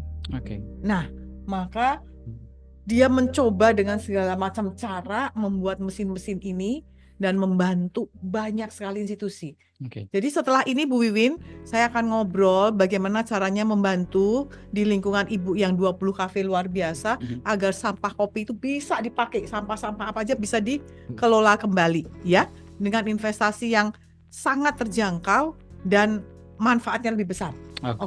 Ya, ini yang namanya kolaborasi, Mas Cahyo. Ya, ngobrol, ketemu kolaborasi, tetapi sekali lagi ya, saya highlight lagi. Harus punya orang yang komitmen dan tidak patah semangat. Tantangan selalu ada. Ya, Pak Rizky udah menceritakan dengan jelas banget nih. Tantangan selalu ada, tapi bukan berarti kita stop terus, tidak lelah untuk maju gitu. Ya, tidak lelah untuk berhenti dan tidak lelah untuk aktif bertanya. ya, memfollow up kembali, jangan stop. Ya, ini namanya kita sendiri dah, ya. Betul. Oke, terima kasih. Oke, luar biasa. Mungkin Pak Leo bisa cerita sedikit, kan kemarin peserta kita juga ada yang mengelola minyak jelantah ya Pak? Iya. Nah, silakan Pak. Baik. Ya, terima kasih Ibu Wiwin. Kami appreciate inisiatif Ibu ya. Terutama mungkin Ibu udah bertahun-tahun juga di dunia kopi ya. Jadi kalau nanti di program P3D pelatihan, dan tidak hanya pelatihan, tapi juga ada BIMKON-nya juga Bu. Jadi ada pasca pelatihan nanti kita bisa membimbing, bisa sebagai konsultasi juga untuk menjalankan proyek yang Ibu kerjakan nanti kalau Ibu jadi peserta. Jadi terkait dengan waste-nya dari kopi, itu nanti kalau di proyek sejenis itu, kalau di kita namanya Ibu Cepi. Ibu Cepi itu salah satu juga pelaku UMKM untuk pemanfaatan minyak jelantah menjadi sabun cuci piring ya. Baik itu bentuknya padat maupun cair. Nah, beliau itu juga salah satu pengajar, mungkin Ibu Arneta Craft ya, nama di websitenya itu, nama usahanya Arneta Craft. Lokasinya di Jakarta Timur, di Pondok Kopi ya, Kecamatan Klender kalau nggak salah, di Klender, daerah Klender ya, dekat Rusun Klender itu. Nah itu kami bimbing juga. Beliau juga sedang proses untuk menuju sertifikasi. Kalau proyeknya sudah lumayan running lama, dan beliau juga cukup terkenal di DKI ini. Dan beliau juga sering ikut pameran. Kerjasama juga dengan nanti Jackpreneur Bu. Jadi nanti bisa Ibu apakah sudah pernah masuk platform Jackpreneur? Saya kurang tahu, nanti bisa kita masuk link and match-nya untuk nanti pemanfaatan zero waste-nya itu, ampas-ampas dari kopi sebagai ekonomi sirkuler ya. Itu kita masukkan di situ Bu, kita letakkan, didudukan di situ di ekonomi sirkuler. Nanti mungkin ada ahli lebih lanjutnya lagi di Jackpreneur. Karena itu nanti kata Ibu tadi bicara tentang tantangannya perizinan kan, untuk harus BP POM karena terkait dengan pangan kan. Apalagi kalau nanti pemanfaatan untuk pupuk segala macam itu juga rumit lagi. Jadi kayak Kementan, POC misalnya seperti itu, pupuk organik cair dan lain-lain. Memang di Indonesia agak tumpang tindih perizinan ini. Tapi nanti bisa lewat platform Jackpreneur dulu Bu untuk langkah pertamanya. Ya, tapi sembari Ibu tetap ikut di pelatihan ini nanti sebagai case showcase untuk industri kopi UMKM sesuai dengan GP ya, seperti itu. Oke, luar biasa. Masih ada yang mau bertanya lagi sepertinya. Ini pertanyaan terakhir ya Bapak Ibu ya. Silakan, boleh di unmute Bapak Ibu. Silakan. Halo. Assalamualaikum. Selamat siang. Iya Pak, boleh saya bertanya? Nama dan dari mana Ibu? Ya, saya Ibu Sri Sapariati, brand Epeni Gallery, produk EcoPrint dari Jakarta Timur. Oke. Iya. Kalau bicara EcoPrint kan memang memakai daun-daunan alam semua ya Pak. Dan kami dari Asosiasi Ecoprinter Indonesia memang sudah membuat program bahwa kita harus menanam sendiri dan memakai sampah-sampah yang ada. Kalau saya Jakarta Timur di PKT itu kan banyak sampah kulit eukaliptus, terus daunnya itu kita pergunakan untuk pewarna dan untuk motif. Oke. Dan kita juga menanam di rumah, karena semua ecoprinter pasti menanam walaupun tidak punya tanah, menanam di pot-pot sehingga kita tidak mencari-cari di jalanan. Gitu. Jadi itu memang program-program dari IP. Ya, untuk produk setelah jadi, motif yang dari daun-daunan itu kita proses untuk kita keringkan ya untuk pupuk. Jadi selalu membuat zero waste. Untuk produknya, hasil produk pun kalau dipakai untuk baju, semua sisanya juga dipergunakan untuk patchwork gitu ya. Nah, satu itu pengalaman saya. Kemudian yang saya tanyakan, kapan itu berapa tahun yang lalu kan saya ikut sosialisasi Green Productivity sama Pak Jan kalau nggak salah ya. Nah itu kemudian ada acara untuk sertifikasi. Tapi rata-rata kan itu dulu ke luar negeri ya. Sekarang apakah di sini sudah ada pelatihan sertifikasi BNSP untuk Green Productivity? Karena saya ingin ikut. Begitu saja, terima kasih. Baik, terima kasih Bu Sri dari Epeni Gallery. Mungkin Pak Ajen bisa menjelaskan, silakan Pak. Iya, baik, terima kasih Mas Cahyo, Bu Sri. terima kasih banyak dulu di tahun 2023 ya, kalau nggak salah Ibu juga sudah mengikuti kegiatan dimaksud untuk sosialisasinya. Jadi terkait dengan sertifikasi Ibu, kami jelaskan bahwa memang sertifikasi ini tidak hanya direkognisi secara nasional oleh BNSP karena kita sudah daftarkan sebagai standar kompetensi kerja khusus. Jadi ini juga direkognisi oleh 21 negara anggota EPO. Jadi ini sertifikasi internasional, itu yang pertama. Kemudian yang kedua, untuk pelatihannya dan juga sertifikasinya sekarang sudah berjalan di Indonesia mulai tahun 2023. Kami juga berterima kasih kepada Prof Juni dan Pak Leo yang sudah waktu itu menerima challenge kami untuk menginisiasi, karena waktu itu Pickup Indonesia sendiri juga bingung ya, ini mau kita laksanakan seperti apa. Dan alhamdulillah challenge-nya sekarang sudah juga dilanjutkan oleh teman-teman di P3D. Kami sangat senang sekali nih, karena memang ternyata cita-cita dan harapan kami juga pada saat Pickup Indonesia berdiri dan menerapkan skema Green Productivity Specialist untuk certified person-nya, ini juga kami mendapatkan sambutan yang baik dari teman-teman yang mau dan meniatkan untuk berkolaborasi. Kalau kami bisa cerita Bapak Ibu, memang pada saat itu mungkin bisa dibilang berdarah-darah ya, tapi alhamdulillah sekarang dalam 2 tahun, bahkan ini tahun ketiga berjalan, insya Allah Ibu sekiranya akan ikut untuk pelatihan dan sertifikasinya, ini nanti bisa mendaftar ke P3D Jakarta. Nanti juga akan disampaikan mungkin oleh Mas Cahyo. Mungkin saya spill sedikit ya Bapak Ibu sekalian yang mau daftar.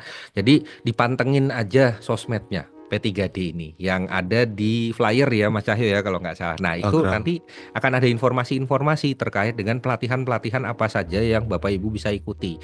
Tidak cuma Green Productivity saja, tapi ada pelatihan peningkatan produktivitas lainnya yang mengajarkan alat teknik dan metode peningkatan produktivitas. Tapi utamanya tadi yang di-highlight Prof Juni juga ya Bapak Ibu sekalian, bahwa nanti akan kembali lagi impact-nya ke Bapak Ibu sekalian sebagai individu. Mentalitasnya harus berubah. Kalau setelah dilatih terus kemudian dibimkonkan, mentalitasnya nggak berubah, ya berarti apa yang Bapak Ibu lakukan kalau tidak bisa dibilang sia-sia itu tidak berimpact ya kepada lingkungan kita masing-masing. Mungkin itu Mas Cahyo yang bisa saya bantu. Oke, baik.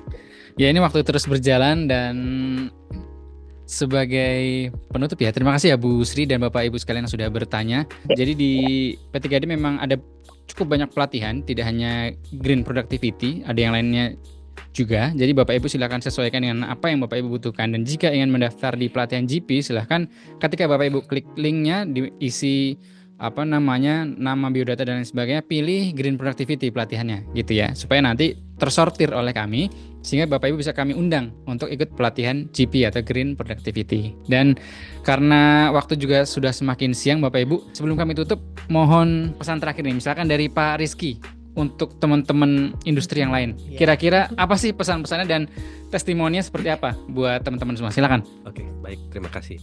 Jadi dalam hal ini kita ingin berkelanjutan untuk mengurangi dampak emisi atau dampak lingkungan atau waste yang ada di perusahaan kita, yang seperti disampaikan Prof Juni tadi.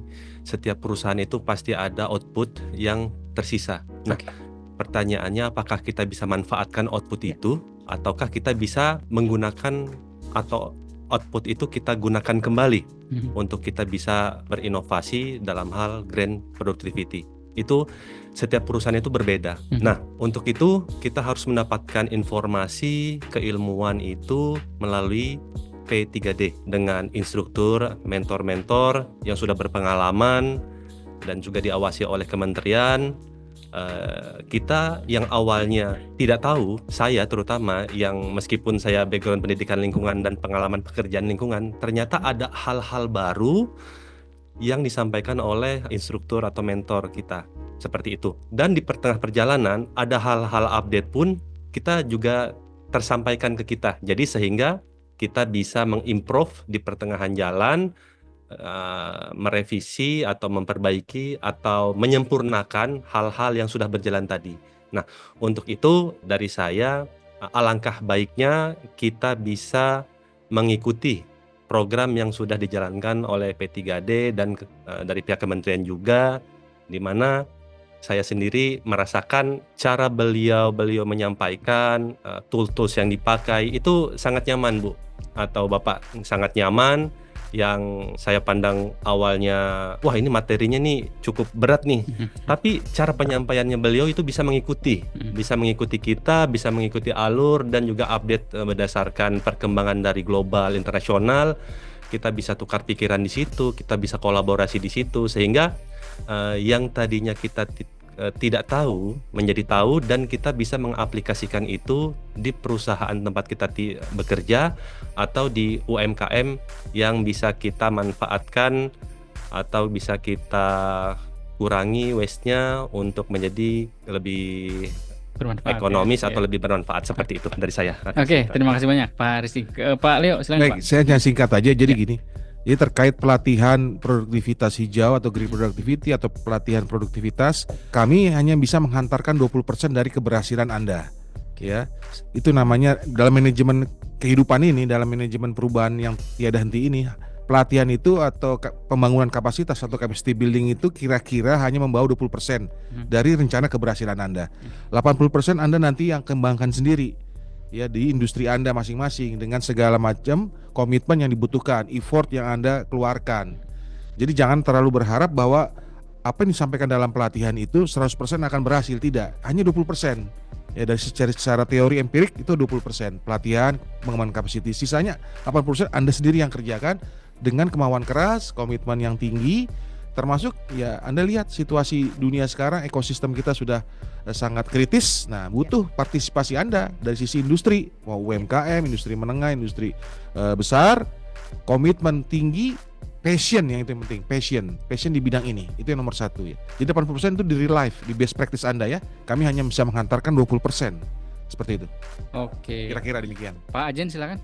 Jadi Bapak Ibu sekalian, yang bisa saya sampaikan saat ini adalah kita sebagai human capital itu harus punya humanity, Bapak Ibu. Ya. Jadi jangan sampai apa yang menjadi knowledge, apa yang menjadi skill yang kita dapatkan, baik itu green productivity ataupun ilmu dan skill lainnya, ini tidak memberikan manfaat kepada lingkungan sekitar kita. Utamanya harus kita mulai dari diri kita sendiri, Bapak Ibu. Jadi kedepannya nanti kami harapkan juga Bapak Ibu sekalian, ini kita sudah berkolaborasi awal dengan podcast ini. Kemudian kedepannya kami nanti berharap bisa bertemu Bapak Ibu sekalian di dalam kelas-kelas pelatihan Green Productivity. Terima kasih. Oke, terakhir penutup silakan Iya, Prof Juni. baik. Bapak Ibu semuanya, terima kasih atas waktu yang Bapak Ibu sudah dedikasikan untuk mengikuti acara ini ya. Itu merupakan investasi, jangan disia-siakan ya. Saya dan semua tim ya ingin mengucapkan terima kasih kepada semua peserta yang telah mengikuti Green Productivity, baik maupun sosialisasi ataupun sertifikasi ya. Kami menitipkan pesan dan harapan ya. Contoh seperti Pak Rizky ini jangan hanya dijadikan contoh terus tidak ditindaklanjuti, tapi dijadikan role model untuk memberikan motivasi buat Bapak Ibu sekalian. Saya juga bisa loh. Nah, ya harus punya berani ngomong seperti itu, gitu ya. Dan kedua juga apresiasi kepada P3D Jakarta ya. Ini luar biasa sekali ya, Pak Sani dari sambutannya, semangat tim P3D ini. Saya jempol banget ya. Podcastnya jangan sekali aja. Oke, siap. Iya, karena kan nggak boleh lelah ya Pak ya. Terus menerus, siapapun nanti akan penggantinya terus menerus. Dan untuk menjadikan kota tercinta kita ini Jakarta ya, menjadi kota yang hijau, mandiri ya, tetapi juga bermanusiawi. Nah ini dia. Tentu penduduk-penduduknya harus berubah. Nggak mungkin kotanya doang yang dibentuk. Nah, yang membentuk itu adalah kita. Kita semua itu adalah bagian dari kota Jakarta. Oleh karena itu, masing-masing dari kita berubah, mempunyai rasa kepemilikan, ini punya kita bersama. Betul. Ya. Harus tekankan bersamanya itu nih yang harus dimasukkan ke dalam pikiran dan hati kita, ya. Dan yang terakhir adalah sustainability is an action, Bapak Ibu. Ya, action.